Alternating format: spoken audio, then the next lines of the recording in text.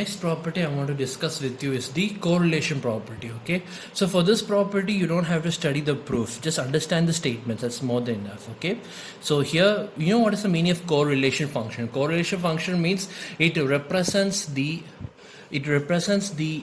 similarity between the two signals, right? It is a function that represents the how much the different signals are similar to each other.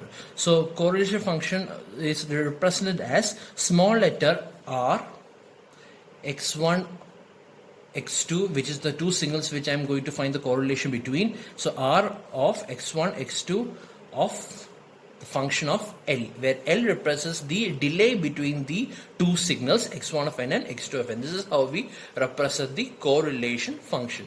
Correlation function is basically how much the correlation function between two signals actually represents how much the two signals are similar to each other. Okay, it is a function that represents how much these two signals are actually equal to each other. That's what this correlation function represents. Okay, so here if x1 of z is equal to z transform of x1 of n and x2 of z is the z transform of x2 of n, and let r x1 x2 of L, which is the correlation function of x1 of n and x2 of n, then the z transform of this correlation function is nothing but x1 of z into x2 of z inverse.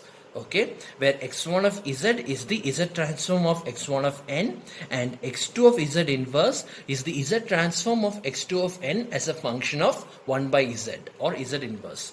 In other words, let capital letter R x1 x2 of z be the z transform of the autocorrelation function. Then this value is equal to x1 of z into x2 of z inverse. This is the correlation property of Z transform. Okay.